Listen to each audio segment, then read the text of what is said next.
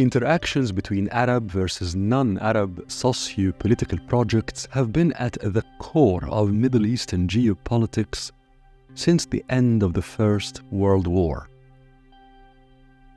The three non-Arab states in the Middle East, Iran, Israel, and Turkey, have mobilized their resources for the current moment, which they correctly regard as extremely important for their strategic positions in the Middle East. All of them, however, confront a set of challenges. Iran has been one of the most successful states in Middle Eastern geopolitics in the past 20 years. The Islamic Republic has strengthened its presence in three strategically important spots for it. In Iraq, Iran has established major influence in this highly rich country's political economy.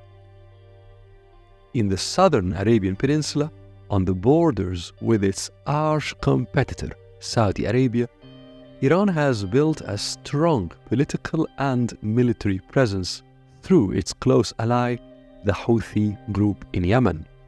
In the Eastern Mediterranean, Iran's closest ally and arguably an integral part of the political and military structure of the Iranian Islamic Republic, Hezbollah, has become a major political, economic, and military force that has succeeded for 15 years now in establishing a balance of deterrence with Israel, Iran's arch enemy.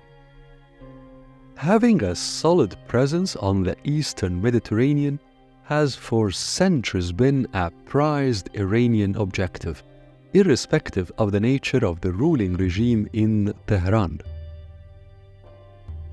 Iran has always harbored ambitions for expanding its political and cultural influence way beyond its borders, a natural instinct of all rich civilizations. But Iran cannot expand to the north towards Russia, despite the existence of republics in the Russian Federation whose history and heritage are anchored in the Persian culture.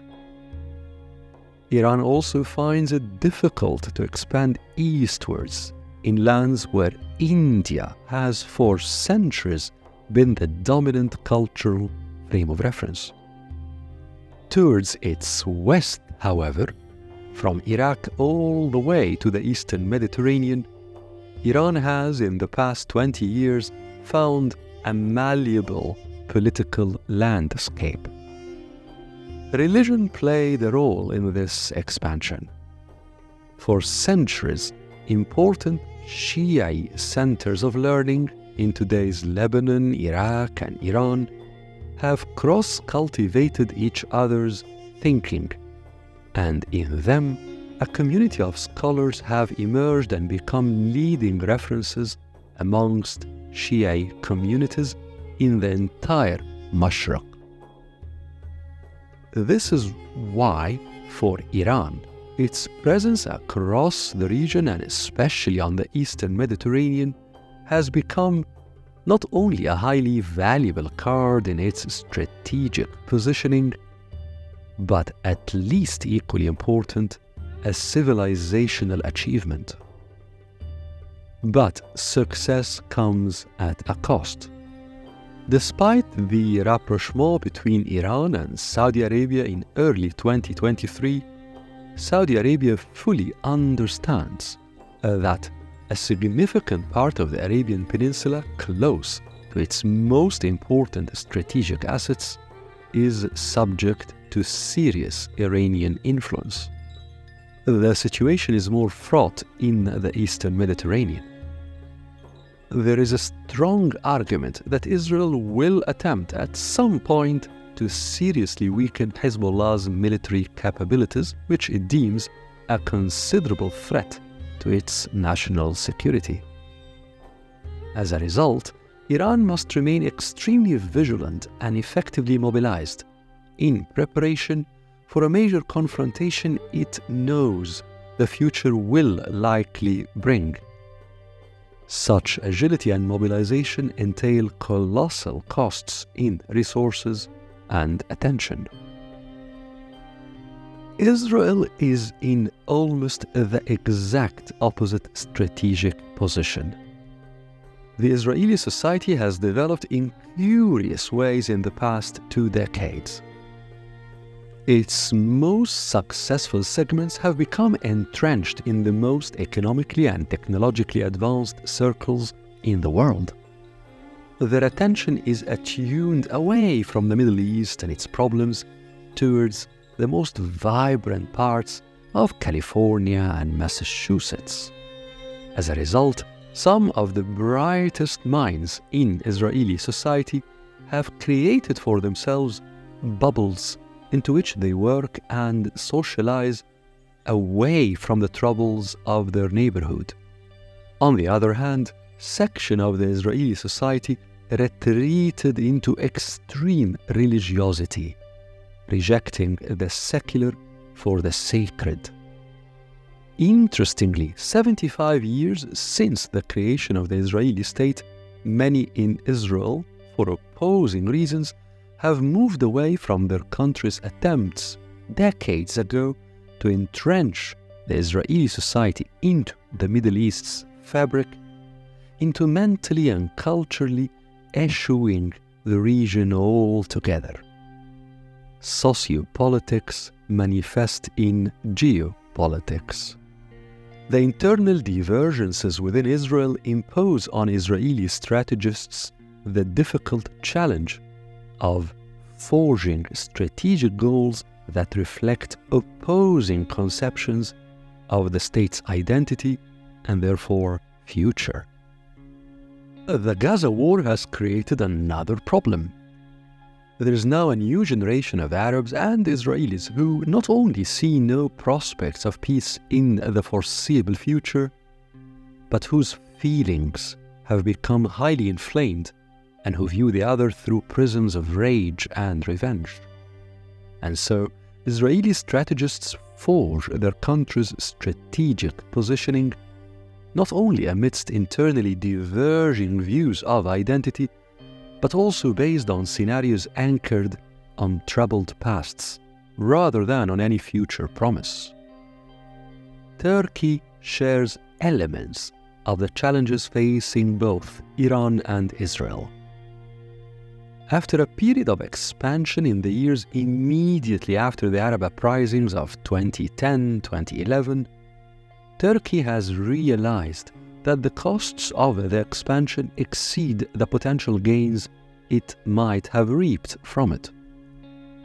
But curtailing that expansion has created a dilemma for Turkey. Despite the major socioeconomic benefits that Turkey gained from its Western orientation and convergence with the European Union in the 1990s and early 2000s, Turkey remains, by the weight of history and culture, gravitated towards the Islamic and Arab worlds. Arguably by reorienting her geopolitical compass largely towards the Middle East and the Caucasus, Turkey has aligned her international outlook with her historical experience. But in this reorientation, Turkey's attention has been channeled away from Europe's rich meadows and tranquil mountains towards the Middle East's dangerous plains. And the problem is that Turkey is trying to navigate the Middle East's flames at a time key Arab countries, as the previous episode in this series presented, are evolving their strategic priorities. Turkey's reorientation is proving to be a delicate strategic exercise. Timing adds further problems. The current historical moment echoes loudly in the Turkish psyche. We are almost exactly a century since the establishment of the Turkish Republic after the fall of the Ottoman, not only empire, but also identity. Turkey has achieved a lot in this century, and as it now remembers its bygone empire, some of its strategists see promise in trying to resuscitate elements of that old identity as a potential frame of reference in a Middle East undergoing its acutest transformations in that long history since the end of the First World War. Resuscitating elements of the Ottoman identity often meets cultural nostalgia for the 19th and early 20th century, prevalent amongst segments of the elite in several Arab societies. But cultural nostalgia is different from geopolitical calculations, and looking into the past informs the present but hardly forms the future. The next episode in this series will look at Middle Eastern geopolitics from the perspectives of powers outside the region: the US, China, Russia, and the European Union.